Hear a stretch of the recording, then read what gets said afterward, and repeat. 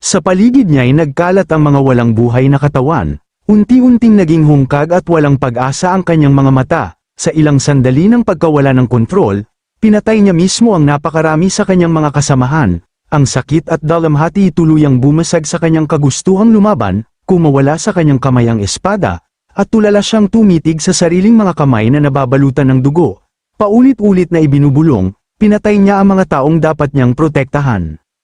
Nang makita ni Lam Tin ang pagbagsak ng kanyang diwa, sinunggaban niya ang pagkakataon para ihatid ang huling dagok, ipinahid niya ang sarili niyang dugo sa isang maliit na talam, at inihagis ito patungo sa Sword Saint.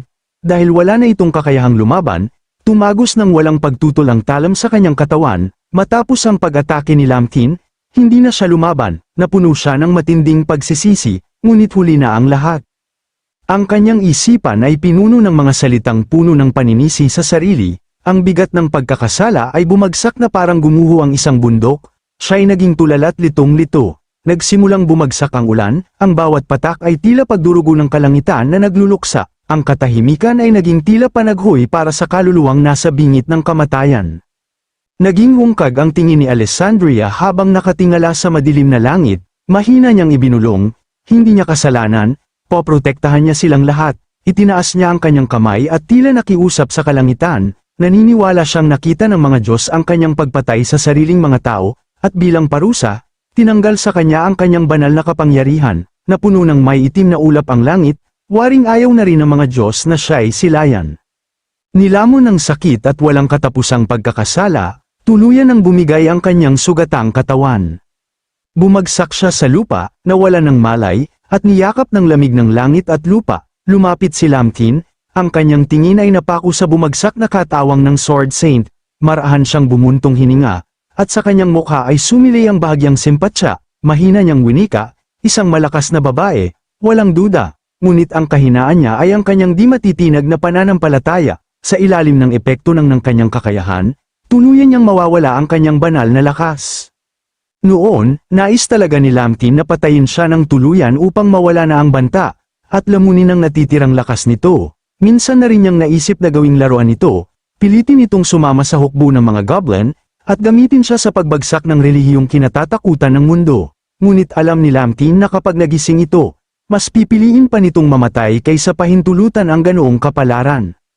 Pumalakpak siya ng malamig na tawa, ang kanyang ekspresyon ay naging nakakatakot, mahina niyang ibinulong, itatanim niya ang binhi ng goblin sa kanya, kahit isang hibla lang ng pagdududa, sapat na yon upang tupukin ang kanyang pananampalataya ng tuluyan.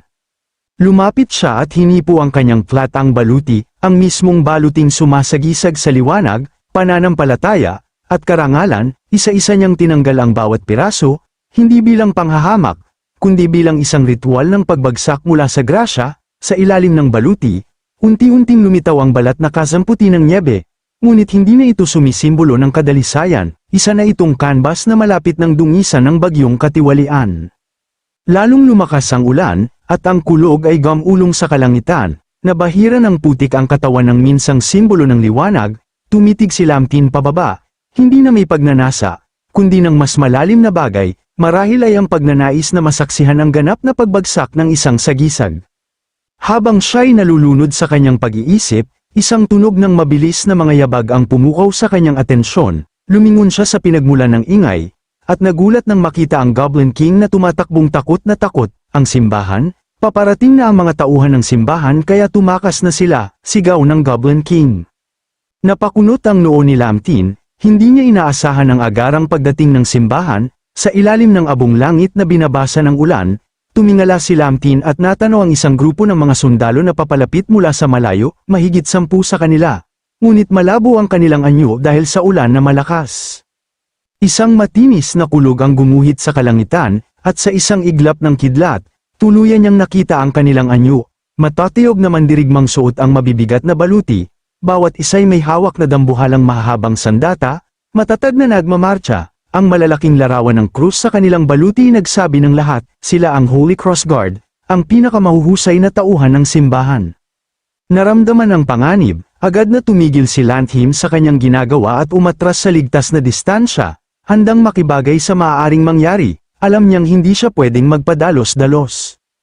Tumingin ang obispo, pinuno ng Holy Cross Guard, sa walang malay na sword saint na nakahandusay sa lupa at malalim ang buntong hininga, maging siya'y nahulog sa kadiliman, bulong ng obispo, lubhang nagulat na natalo ito ng isang hamak na goblin. Tinitigan niya si Lamtin, malamig ang tinig, sa likod ng mukhang mahina at inosente, nagkukubli ang isang kapangyarihang nakakatakot, isa itong tunay na demonyo, na babalutan ng kabanalan.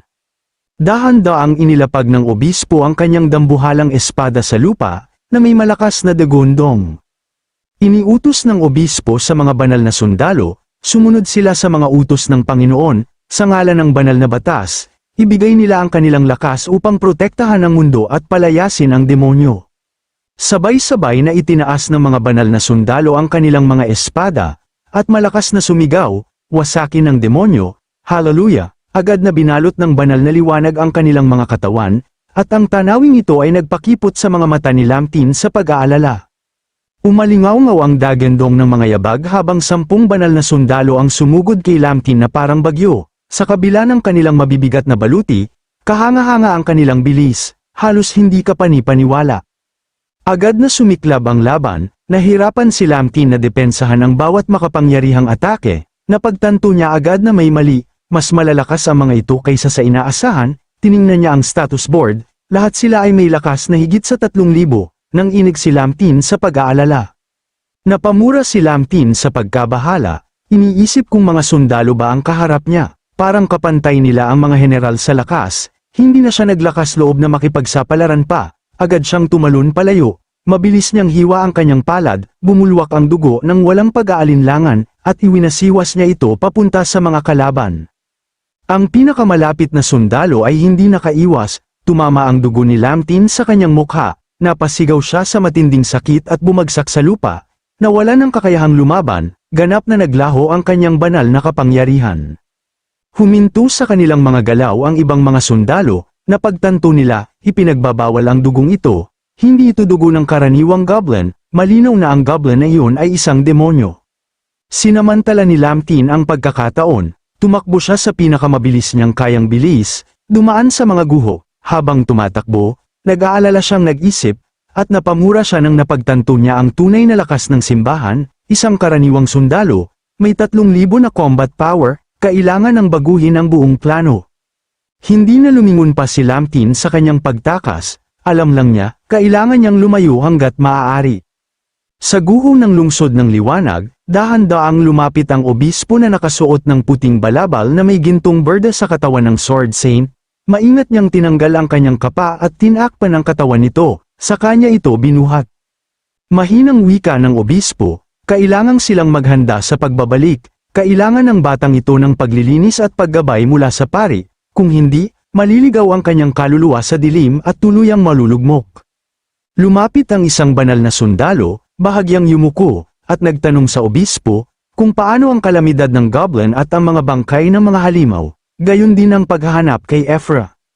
Tahimik ang obispo ng ilang segundo, tiningnan niya ang paligid na wasak, saka bumuntong hininga, sinabi na huli na, maaari na lang nila silang ilibing, tungkol naman kay Ephra, naghatid ng propesya ang arsobispo, isang milagro ang ginawa ng mga Diyos at pumili na sila ng bagong lingkod. Hindi na kailangang hanapin pa ang babae na iyon.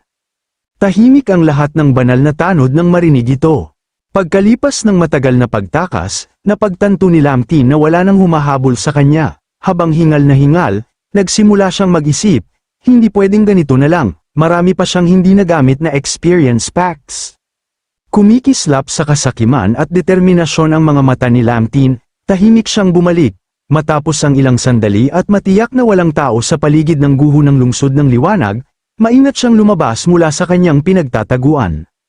Nanlaki ang mata ni Lamthean na ang lahat ng bangkay ng tao ay nailibing na, ngunit sa kabutihang palad, naroon pa rin ang bangkay ng halimaw, mukhang hindi nila tinangka itong ilibing, dahil isa lamang itong halimaw, walang pag-aalinlangan, sumugod si Lamtin at sinimulan ang kanyang nakakasuklam na piging.